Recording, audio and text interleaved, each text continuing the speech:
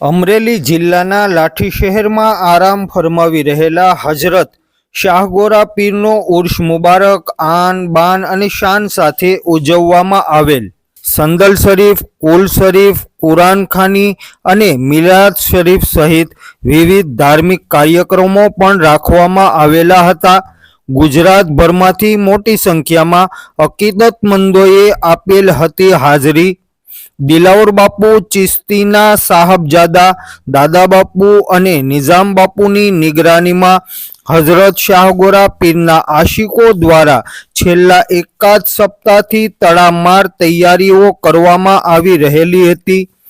શાહગોરા પીરના ઉર્સ મુબારકમાં મોટી સંખ્યામાં અકીદતમંદો આવતા હોવાથી પોલીસ કર્મચારીઓ પણ કાયદો અને વ્યવસ્થા જાળવવા માટે સરાહનીય ફરજ બજાવી રહેલા હતા. સાથે જ ઉર્સ મુબારકમાં આવતા લોકોના સ્વાસ્થ્યને ધ્યાનમાં રાખીને ડોક્ટરોની ટીમ દ્વારા ઇમરજન્સી સારવાર માટે કામચલાઉ ટેન્ટ બનાવીને લોકોની કાળજી રાખી રહેલા હતા. ખૂબ જ રસપ્રદ ઐતિહાસિક હકીકત આપને જણાવવા આગળ વધું એ પહેલાં આપ સહુ મારા આ વિડીયોને વધુમાં વધુ શેર કરજો અને અમારી યુટ્યુબ ચેનલ પ્રથમ વખત નિહાળી રહેલા હોય તો ચેનલને સબસ્ક્રાઈબ પણ જરૂરથી કરજો. વિવિધ કમિટીઓ અને શાહગોરા પીરના આશિકો દ્વારા નાસ્તાઓ અને શરબતોના સ્ટોલ લગાવવામાં આવેલા હતા.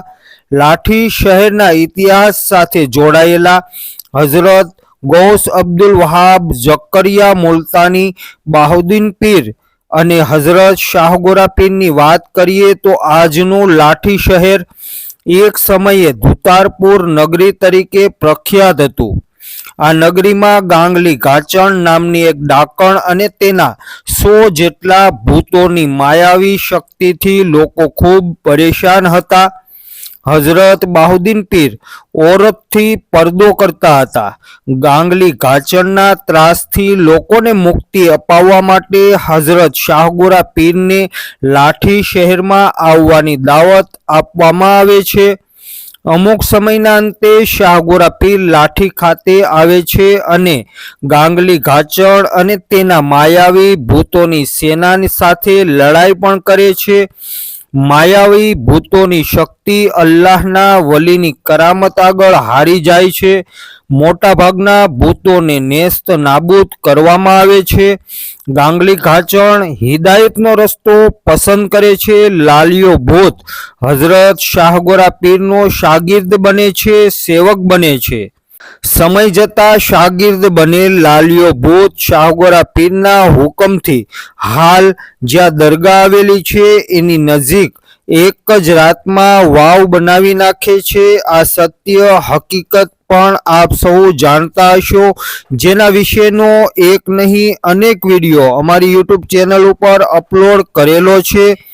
જ્યારે ગાંગલી ગાચણ હઝરત શાહગોરા પીરની દુઆઓથી હિદાયતનો રસ્તો અપનાવીને પોતાનું જીવન લોકોની ભલાઈ માટે પસાર કરે છે. લાઠી શહેરમાં આરામ ફરમાવી રહેલા હઝરત શાહગોરા પીરના મઝાર મુબારકની હરોળમાં એક સમયે ડાકણ તરીકે ઓળખાતી ગાંગલી ગાચણની પણ મઝાર આવેલી છે. આપણે જે બેઠા છીએ એ લાઠી શરીફના શાહગોરા પીરની પાછળ બેઠા છીએ. આપણે શાહગોરા પીર આમ તો એમનું અસલ નામ શાહગોરા પીર હતું. આપ ખૂબ ગોરા હતા, ખૂબ રૂપાળા હતા. અલ્લાહનું નૂર એમના મોઢા ઉપર હતું. શાહગોરા, શાહ એટલે બાદશાહ, ગોરાઓના બાદશાહ, એવું આપનું રૂપ હતું, અલ્લાહનું નૂર હતું. આપ જે છે એ ખ્વાજા બંદાર નવાજ યસુદરાજ રહેમતુલ્લાહ અલૈહ, જેમનો મજાર શરીફ ગુલબર્ગા કર્ણાટકમાં છે અને એમના વંશજમાંથી હતા.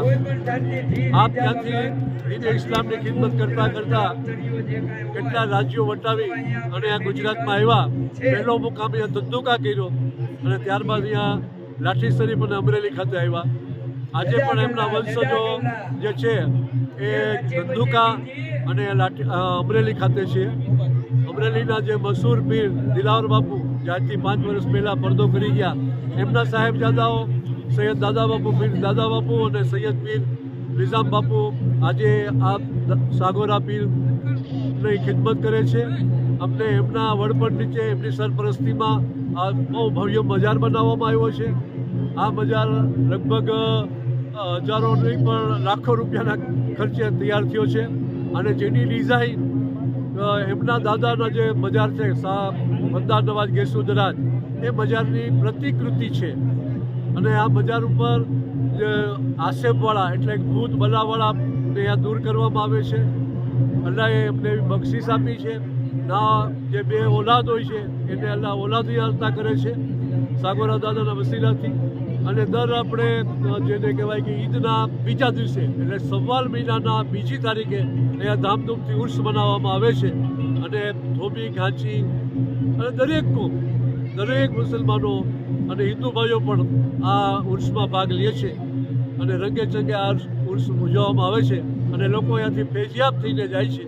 આજે લાઠી મુકામે દાદા સાગોરાનો ઉરસ ચાલુ છે. એ ઉરસ નિમિત્તે આજે તરબૂચની, ફ્રૂટની, ચા, કોફી ને શરબત, લચ્છી અને ન્યાજ વેચવામાં આવે છે. અને આજ બહુ જાજુ પબ્લિક હોય છે લાઠી મુકામે, તો દરેક પ્રકારની અહીંયા વ્યવસ્થા ગોઠવવામાં આવેલી છે. અને તમામ હિન્દુ મુસ્લિમ તમામ ભાઈઓ આ ઉરસમાં ભાગ લે છે. અને દર વર્ષે આ સાનો શોકતથી આ ઉરસ મનાવવામાં આવે છે. દર વર્ષે આ ફ્રૂટની ન્યાજ દર વર્ષે કરવામાં આવે છે. આ ફ્રૂટની ન્યાજ વર્ષોથી ચાલુ છે. આ છેલ્લા 3-4 વર્ષથી ફ્રૂટની ચાલુ છે. બાકી બીજી ન્યાજ હતી આ 4-5 વર્ષથી ચાલુ કર્યું છે. અને લચ્છી, શરબત, ચાના સ્ટોલ રાખેલા છે ફ્રીમાં અને ઠંડા પાણીના સ્ટોલ રાખેલા છે. એટલે હવે આ દર વર્ષે આ રીતે અને મનાવવામાં આવશે. ન્યાજ ચાલુ કેટલા વાગે કરો અને કેટલા વાગે? 3:30 વાગે ચાલુ થાય છે અને 9 થી 9:30 વાગ્યા સુધી ન્યાજ ચાલુ રહે છે.